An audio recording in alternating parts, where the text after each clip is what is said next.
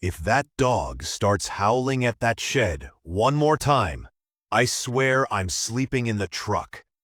That was the first thing I ever said about Murphy. Not proud of it, just being honest. Back then, I didn't know what kind of heart that old dog carried, or what he'd seen. All I knew was that he wasn't mine. He wasn't quiet, and he sure as heck wasn't going to let me forget the shed existed. I'd just moved to Maple Hill, a little town tucked between endless cornfields and winding country roads in central Illinois. I'd rented the old Roscoe place, one of those weather-worn farmhouses with sagging porches, creaky floorboards, and peeling white paint that flaked like old skin. The kind of place you tell yourself has charm, while brushing spiders off the kitchen cabinets. It was cheap, and that's all I could afford after leaving everything behind in Cincinnati. Divorce has a funny way of clearing out your bank account and your weekends. Murphy came with the place. Sort of. He wasn't listed in the rental agreement, but Tracy, Ed Roscoe's niece, had said casually, "Oh, and there's a dog. Don't worry, he's old, mostly keeps to himself, doesn't bite." She was right about the biting. But she forgot to mention the howling. He wasn't exactly a pretty sight. Gray around the muzzle, patchy fur like he'd lost a few too many fights with raccoons, and a limp in his back leg that made you wince when he walked. But there was something about him, those tired, copper-colored eyes that seemed to hold decades of silence, like he'd witnessed things no dog should ever have to remember. And then there was the shed. Tucked in the back corner of the overgrown yard, it was made of dark, rotting wood that looked nearly black with age. One side leaned hard to the left, like it was giving up on staying upright. A rusted padlock hung on the door, solid, unbroken, untouched. I didn't think much of it at first. Every farmhouse has a haunted shed, right? But Murphy wouldn't let it go. Every night around dusk, he'd limp out to the edge of the yard and sit in front of the shed. Then he'd start, low at first, just a whimper, like a whisper he was afraid to say out loud. Then the howling would come, long, mournful cries that didn't sound angry or scared, just heartbroken, like he was calling for something or someone. The neighbors didn't seem to mind. That dog's been doing that since Ed died, one of them said while picking tomatoes off a vine. We all got used to it. Guess he's grieving. But it didn't feel like grief to me. It felt like a warning. By the end of the first week, I'd started putting in earplugs. By the end of the second, I was seriously considering asking Tracy if the dog could be relocated. But something stopped me. Maybe it was the way Murphy looked at me after he howled. Not with accusation, but with something deeper. Like he was asking me for help. I finally decided to take a closer look.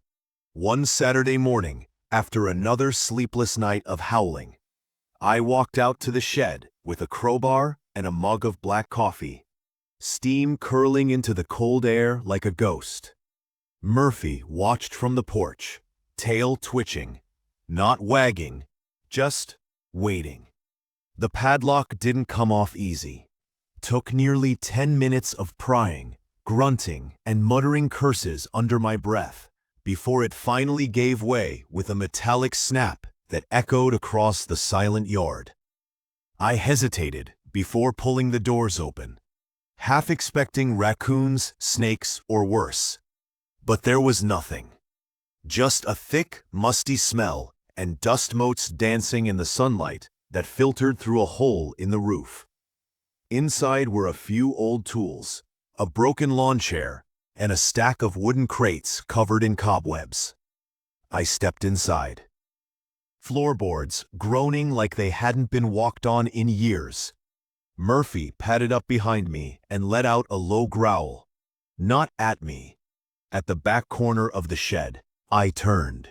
There, half hidden beneath a layer of grime and rotted leaves, was a small hatch in the floor, like a root cellar door, barely noticeable unless you were looking for it. I looked at Murphy. He whined. I opened it. A ladder descended into darkness, old but sturdy. My brain screamed, no, but Murphy took a step forward. So down we went. The cellar was bigger than I remembered. A series of rooms once used to store canned goods and Ronnie's strange collection of survival gear. Now it looked like someone had been here recently. Bags, bottles, blankets, and then footsteps. I froze. Hello? I called. We're not here to cause trouble. Silence. Then a whisper. Please don't tell anyone. A boy, maybe 13, skinny, pale, eyes wide with fear. Murphy walked straight to him and sat down. I slowly approached. You all right, kid? He hesitated. I've been hiding here since the tornado. I didn't want to go to foster care. He didn't make it. My heart dropped. What's your name? Eli. I sat on a nearby crate. Eli, nobody's going to take you unless we make sure you're safe. Let's get you some food and checked out. All right. He didn't move. Murphy nudged his hand. I knew someone would come, Eli whispered. I saw him outside one night. He kept coming back. I knew he was trying to help. Murphy had known. He'd been waiting for Eli to trust him. Back at my place, we got Eli cleaned up. He ate 4 sandwiches and fell asleep on the couch, with Murphy curled at his feet. The next morning, I called the sheriff. We handled it gently. The town rallied around him like they had for Lily. A family down the road, a retired couple, offered to take him in temporarily. He agreed. You think you'll be okay? I asked Murphy that night. He yawned, but something told me he wasn't done. He still watched those woods every evening. He still waited.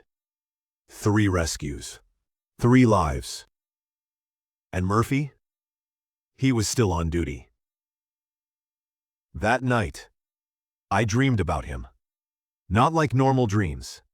This one felt strange, vivid.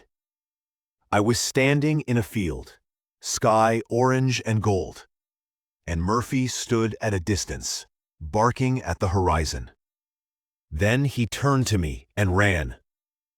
Behind him, something shimmered, a shape I couldn't quite define. I woke up sweating.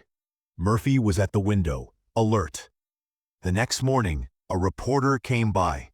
Small-town news had gone regional.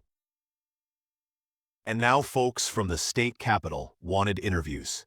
I don't know what to say that hasn't already been said, I admitted. Just tell us what makes him special, she asked.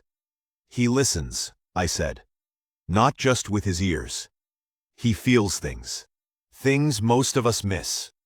Murphy wagged once and walked off the porch, mid-interview, toward the woods again. We followed. This time he led us to an old trailer park on the far edge of town. Half of it had been torn up by the tornado and left to rot. FEMA never got this far. Murphy wove through the wreckage like he'd mapped it in his sleep. He stopped in front of a burned-out camper, sniffed, then barked. A faint meow answered. Inside, under a broken table, were 3 kittens, eyes barely open, ribs showing. The reporter's cameraman dropped his gear and helped me gather them. Murphy stood watch, tail swishing. We brought them to the shelter. They were weak, but alive. The shelter manager blinked when she saw Murphy. You again? She said. You planning on running this place too? He barked once. The reporter changed the story title that night. Dog saves man, baby, boy, and now a litter of kittens. Murphy didn't care. That evening, he sat on the porch again, looking, always looking. By the 5th morning of Murphy's porch patrol, I stopped pretending I wasn't curious. I brought my coffee outside settled onto the top step, and watched him. Just like every day, he sat facing northeast, eyes trained on the woods, as if someone had given him orders, only he understood. He wasn't tense, wasn't relaxed either. He was tuned in. "You keep staring like that, Murphy," I muttered. "Folks are going to think you've got second sight." He didn't so much as glance at me. He only moved when a soft rustling came from the woods. Too light for a person. Too smooth for a deer. I stood up, heart kicking a little harder. Murphy trotted down the steps. "Here we go again." We crossed through the ditch behind the fence line, through what used to be a cattle pasture, and into the thinner part of the woods, where the trees grew farther apart. I knew these trails from hunting seasons past, but Murphy veered away from anything familiar and forged ahead into the brush. We walked almost a mile before we saw it. A fire, small, low, and carefully built, nestled in a dip in the ground, like someone had meant to keep it hidden. Beside it sat a man, wrapped in a blue poncho, face dirty and gaunt. He was stirring a can of something with a stick. He saw us and froze. "Not looking for trouble," I said, raising my hand slightly. "This here's Murphy. He brings me places." The man looked at the dog. Murphy didn't bark or growl, just sat. "You a ranger?" the man asked, voice rough. "No, sir. Just a neighbor. You okay?" He coughed once. "Been sleeping out here since the storm. Had a place over on Grove Street. Flattened. You need help?" He nodded slowly. "I think I do." Murphy stepped closer and sat beside the man. Like always, I offered him some granola bars and water from my backpack. He ate like someone who hadn't trusted food in days. His name was Patrick. He didn't say much about himself, but enough to gather that he'd been alone a long time, even before the storm. "You the one they're talking about?" he asked. "The dog that finds people?" Murphy blinked at him. "Yeah," I said. "He's 4 for 4 so far." Patrick smiled with cracked lips. "Then maybe I'm lucky number 5. We brought him back slowly. I had to call ahead so the clinic could prep a bed. He was dehydrated and showing signs of infection, but the staff said he'd be okay with treatment and a bit of rest. That night, Murphy didn't sit on the porch. Instead, he curled up beside the back door and slept. Deep, dreamless sleep. It made me wonder, was there a rhythm to this? A pattern only he could follow? The next day, I got a call from someone at the shelter. The kittens were doing well, she said, and one had already been adopted by a teacher from the local elementary school. "You're turning this dog into a legend," the volunteer joked. "We're getting calls from folks wanting to meet him like he's a celebrity." Murphy just sniffed his food and laid in the shade. That afternoon, a car pulled into the driveway. A man stepped out with a clipboard and a soft voice. "Name's Todd. I'm with the county. Heard about the rescues. Thought maybe I could talk to you and the dog." He sat with me on the porch. Murphy rested between us. "I work with a volunteer canine group," Todd explained. "We train rescue dogs. Missing persons, disaster response.